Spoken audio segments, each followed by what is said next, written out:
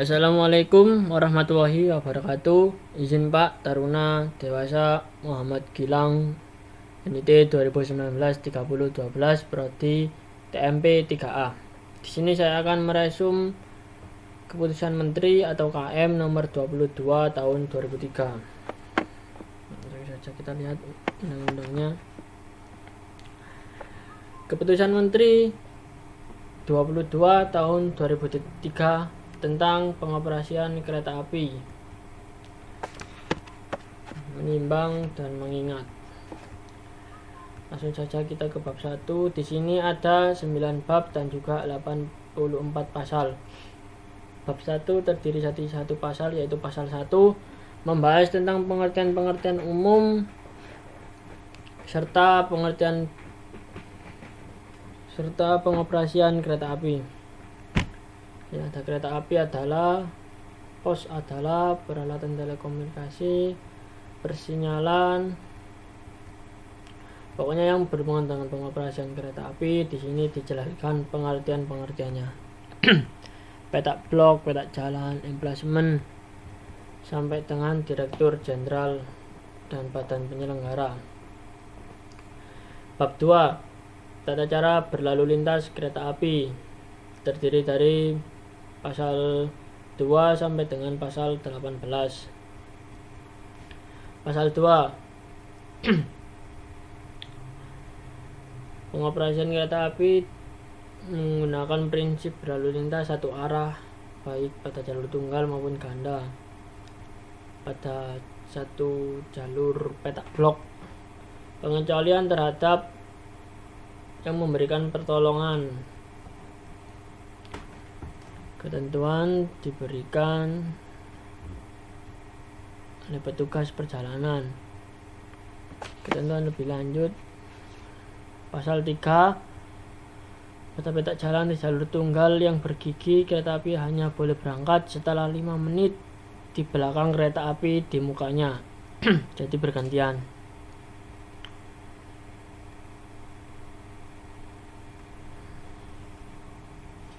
Sebagai satu kelompok kereta api dengan ketentuan kereta di belakang, beberapa kereta api yang dianggap satu kelompok, warta kereta api dan tanya jawab tentang keamanan petak jalan dilakukan satu kali dengan disebutkan nomor-nomor dan jumlah kereta api dalam kelompok itu. Waktu keterlambatan apabila telah dikabarkan, maka PPKA harus mengabarkan kembali kepada semua stasiun yang telah menerima kabar keterlambatan tersebut.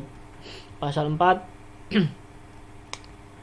kereta api yang berjalan langsung harus dimasukkan ke jalur lurus kecuali di stasiun persimpangan untuk jalur tertentu.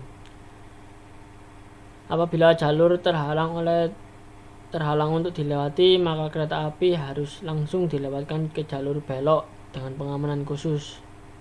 Pasal 5, persilangan hanya terjadi di jalur tunggal dan dilakukan di stasiun yang telah ditentukan sesuai GPK, Grafik Perjalanan Kereta Api. Dan daftar waktu dan perjalanan kereta api fakultatif, daftar waktu, maklumat perjalanan kereta api, Malka, serta telegram maklumat TEM. Sini membahas tentang persilangan dan pemindahan. Pasal 6, penyusulan dilakukan stasiun baik di tunggal maupun jalur yang ditentukan sesuai GPK, daftar waktu, Malka atau TEM. Penyusulan, pemindahan penyusulan. Pasal 7, stasiun yang dibuka atau ditutup untuk kepentingan operasi kereta api ditentukan dalam GPK. Pasal 8, perjalanan dan membahas tentang perjalanan kereta api pada malam hari.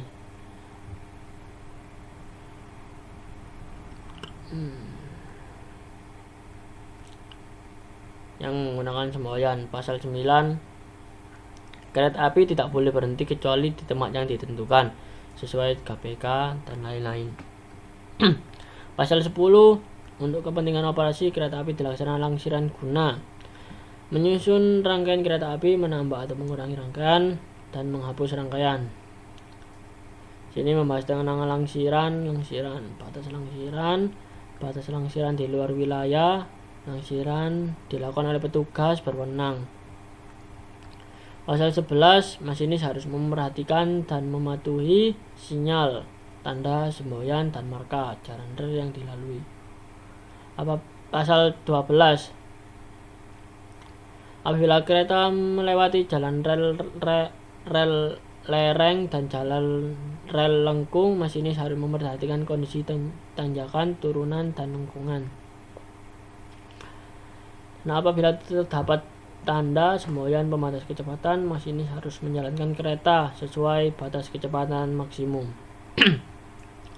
Pasal 13, pada jalur kereta api menurun derajat tertentu, kereta api yang akan menuruni harus berhenti di stasiun terdekat sebelum turunan untuk dilakukan pemeriksaan sistem pengereman. Jadi diperiksa dulu apakah remnya stabil, berfungsi atau tidak. Pasal 14, awak kereta api sekurang-kurangnya masinis, kondektur, teknisi. Jadi dalam kereta api itu harus minimal ada 3 ini: masinis, kondektur, teknisi. Pasal 15, masinis dalam kereta harus memenuhi ketentuan sebagai berikut: badan sehat, memiliki tanda kecakapan, memiliki dan membawa tanda lulus, membawa dan mematuhi tabel kereta api dan laporan harian, dan memakai pakaian seragam dinas atau pakaian tanda pengenal. Pasal 16, ketentuan sebagai kondektur sebagai berikut: berbadan sehat, memiliki membawa tanda kecakapan, memiliki membawa tanda lulus, membawa dan mengisi laporan perjalanan kereta api, memakai pakaian seragam dan tanda pengenal. Pasal 17, perjalanan kereta api dipimpin oleh seorang kondektur pemimpin KDRP. Pasal 18, teknisi harus memenuhi ketentuan sebagai berikut: berbadan sehat, membawa dan memiliki tanda kecakapan teknis sesuai bidangnya, memakai pakaian seragam dan tanda pengenal. Bab 3, kecepatan dan frekuensi kereta api. Di bab 3 ini terdiri dari pasal 19 sampai dengan pasal 22. Pasal 19, ketentuan batas kecepatan, didasarkan pada kelas jalur kereta api dan juga kemampuan sarana kereta api. Jadi ini menganut nilai minimum dari kelas jalur dan juga kemampuan. Kecepatan maksimum yang diizinkan berdasarkan kecepatan terendah minimum. Pasal 20, untuk kepentingan pengoperasian menjamin keselamatan pada setiap lintas ditentukan frekuensi perjalanan kereta api yang berdasarkan pada kapasitas lintas yang mempertimbangkan kemampuan jenis sinyal, prinsip berlalu lintas ganda,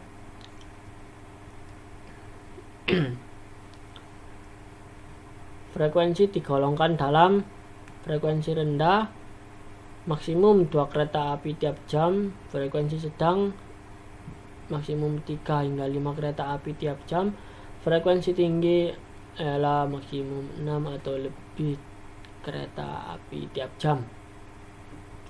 Pasal 21, tentang kemampuan jenis sinyal digolongkan dalam sinyal mekanik dengan blok elektromekanik, dan juga sinyal listrik. Pasal 22, kemampuan jenis sinyal digunakan untuk jenis sinyal mekanik untuk frekuensi rendah, sinyal mekanik dengan blok elektromekanik untuk frekuensi sedang, sedangkan sinyal listrik untuk frekuensi tinggi. Kemudian bab 4, perjalanan kereta api. Bagian pertama, pengaturan. Di sini terdiri dari pasal 23 sampai dengan pasal 63. Jadi ada total 40 pasal. Bagian pertama, mengatur perjalanan. Pasal 23, mengatur perjalanan kereta api meliputi kegiatan penyusunan garis besar, pembuatan rencana, pembuatan GPK, perubahan, penambahan atau pengurangan. Pasal 23, pengaturan perjalanan kereta api meliputi kegiatan penyusunan garis besar perjalanan kereta api, pembuatan rencana perjalanan kereta api, pembuatan GPK, perubahan, penambahan atau pengurangan GPK, penentuan kereta api jalan, pembatalan dan pengumuman perjalanan kereta api. Pasal 24, garis besar perjalanan kereta api disusun oleh badan penyelenggara yang dapat ditinjau kembali dengan ketentuan keterlambatan kereta api rata-rata melebihi toleransi yang ditetapkan. Tidak ada kesesuaian antara GPK dengan kebutuhan, perubahan kondisi prasarana, sarana, dan sumber daya manusia. Pasal 25, berdasarkan garis besar perjalanan kereta api, badan penyelenggara membuat rencana perjalanan kereta api meliputi pembuatan rencana rinci tentang jenis, jumlah, rangkaian, memasukkan rencana GPK. Pasal 26, pembuatan GPK merupakan pekerjaan menggambar perjalanan kereta api di dalam diagram, seperti dalam bentuk kurva dan garis-garis.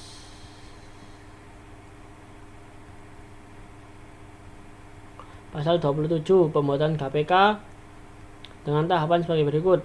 Badan penyelenggara terlebih dahulu membuat konsep GPK. Konsep GPK dikirimkan kepada semua pejabat yang terkait langsung, kemudian Direktur Jenderal. Berdasarkan konsep GPK, pejabat sebagaimana dimaksud melakukan persiapan, penyiapan, penentuan, dan pengusulan ralat dan perbaikan konsep. Berdasarkan konsep GPK, evaluasi terhadap konsep GPK meliputi komposisi pelayanan, waktu tempuh, terpenuhnya pelayanan, perencanaan komposisi, dan pembagian angkutan.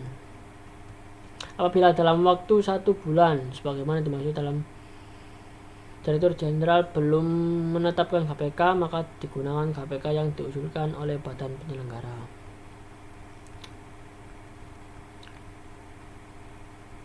Pasal 28. Setiap kereta harus memiliki nomor kereta api, jam berangkat, datang, atau jam langsung di stasiun, tempat persilangan, dan penyusulan. Pengoperasian dimuat dalam GPK, Malka, TEM, dan juga daftar waktu yang perubahan GPK dapat dilakukan dengan perubahan dan tambahan pengumuman Malka, TEM. Apabila dalam waktu 2 minggu sebagaimana dimaksud Direktur Jenderal belum menetapkan, maka usulan tersebut dianggap disetujui. Pasal 29. Perjalanan kereta api yang ditetapkan dengan Malka dan TEM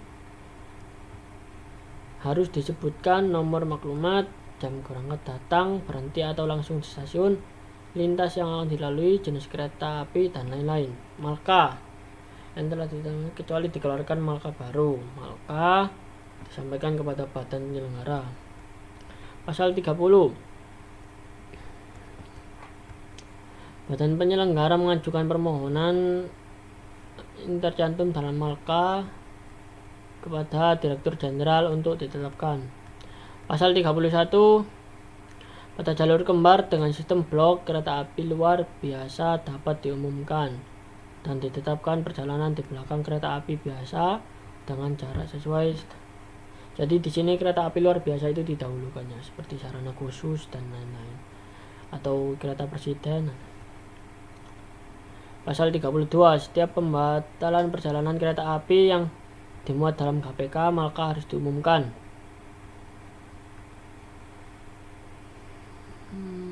Pembatalan diumumkan paling lambat 3 jam sebelum jadwal pemberangkatan kereta api. Pasal 33. Pemberitahuan dan pengumuman berjadwal termasuk pembatalannya pada masyarakat dilakukan oleh badan penyelenggara. Bagian kedua, penilikan jalur kereta api. Pasal 34 di sini menjelaskan tentang penilikan jalur. Dilakukan untuk mengetahui jalur yang bersangkutan aman untuk dilalui kereta api. Disesuaikan dengan GPK. Bagian ketiga, penyiapan perjalanan kereta api. Pasal 35. Penyiapan perjalanan kereta api meliputi penyiapan sarana, awak sarana, waktu, tanda, semboyan, dan lain-lain. Pasal 36. Penyiapan sarana, menyiapkan lokomotif, merangkai sarana. Pasal 37. Menyiapkan awak kereta api, meliputi masinis, kondektur, dan teknisi. Pasal 38. Untuk menjamin keselamatan dan memperhatikan daya tarik rangkaian. Pasal 39. Penyediaan waktu kereta api untuk menjamin keselamatan dan pelayanan kereta api guna pemeriksaan, mempersiapkan pemeriksaan rangkaian, pemeriksaan lengkapnya, pemeriksaan dan penyatat hal-hal yang perlu selama perjalanan, dan lain-lain.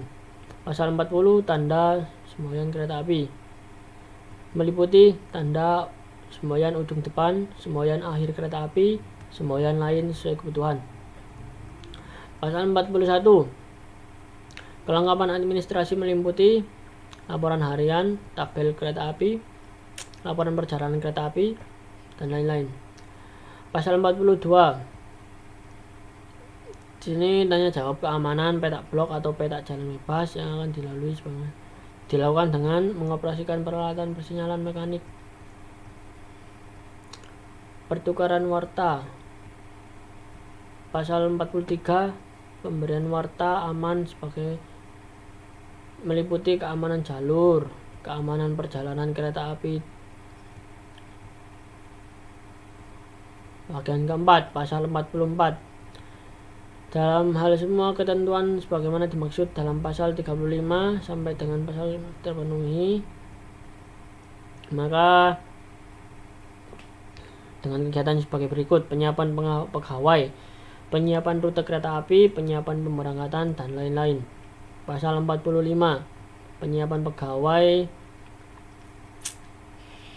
sesuai jadwal kerja di stasiun atau pos yang bersangkutan, yaitu PPKA, pengawas peron PAP, pengawas emplasemen PE, CRS, PJW, PJL, dan lain-lain. Pasal 46. Penyiapan rute kereta api, kegiatan mengatur kedudukan wesel dan sinyal aman untuk dilalui kereta api yang akan berangkat. Pasal 47. Kesiapan pemberangkatan kereta api, ini sudah berada di kabin, kondektur pemimpin di samping kereta yang berangkat, penumpang PAP siap di tempat. Pasal 48.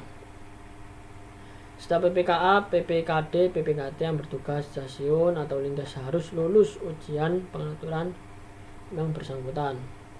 Pasal 49. Kereta api setelah diberangkatkan sebagaimana dimaksud dalam ayat 1 huruf D, PAP telah mengawasi keberangkatan. Setelah kereta melewati wesel terakhir, rute kereta api dikembalikan dalam kedudukan normal.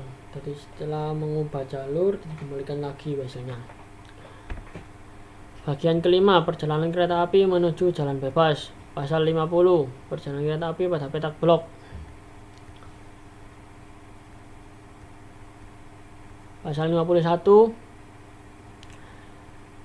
Saat melewati wesel terluar, masinis harus memperhatikan semboyan. Pasal 52. Apabila perjalanan kereta api dalam kondisi yang tidak aman atau di mukanya terdapat kereta api yang berhenti, masinis harus menghentikan kereta api. Dalam hal jalur dilengkapi dengan sinyal blok mekanik atau elektrik, maka masinis harus membunyikan semboyan perhatian berulang-ulang. Bagian ke-6. Pasal 53. Masinis kereta api sedang berangkat atau langsung di blok pos di stasiun yang tunggal harus memperhatikan sinyal blok untuk kereta api yang berlawanan arah. Pasal 54. Apabila di jalan bebas terdapat sinyal blok yang diindikasikan tidak aman, maka masinis memperhatikan kereta. Pasal 55. Membahas tentang sinyal masuk stasiun. Masinis harus memperhatikan ketentuan sinyal masuk stasiun baik dilengkapi maupun tidak, agar tidak terjadinya communication. Bagian ketujuh, kereta api memasuki stasiun. Pasal 56 membahas apabila sinyal masuk, apa yang dilakukan masinis. Pasal 57 PPKA pada stasiun harus siap, yang meliputi kesiapan pegawai, kesiapan rute,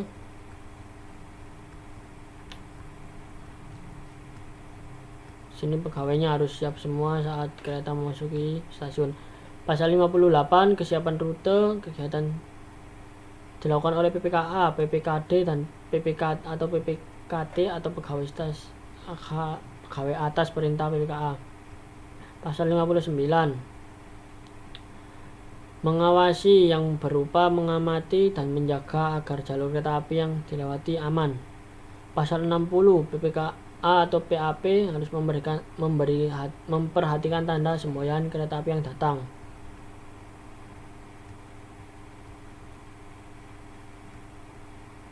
Pasal 61 PPKA melalui sendiri atau memerintah pegawai yang bersangkutan untuk menormalkan kedudukan persinyalan. Pasal 62 PPKA memberi warta masuk sebagaimana dimaksud. Pasal 63 PPKA melaporkan posisi kereta api stasiun kepada pengendali perjalanan kereta api. Bab 5 pengendalian perjalanan kereta api.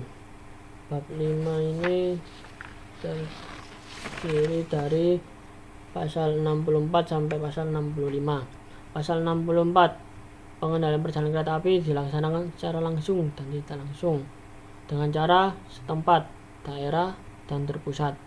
Pasal 65 pengendalian perjalanan kereta api terpusat dilaksanakan dengan mengendalikan kereta api melalui meja pelayanan, mengawasi keberatan kereta api lewat indikasi pada papan peragaan, memperbaiki nomor kereta api. Bab 6 kedudukan stasiun kereta api. Di sini terdapat pasal 66 sampai dengan pasal 73. Stasiun kereta api berfungsi keperluan naik turun penumpang, keperluan operasi kereta api. Pasal 67 untuk kepentingan perjalanan kereta api berkedudukan sebagai stasiun awal, stasiun antara, stasiun akhir, stasiun pemeriksaan, dan stasiun batas. Pasal 68 stasiun awal perjalanan menyiapkan rangkaian kereta api dan memberangkatkan kereta api. Pasal 69 stasiun antara yaitu stasiun yang dilewati stasiun yang kereta yang tidak berhenti atau di antara stasiun yang berada di antara dua stasiun atau lebih.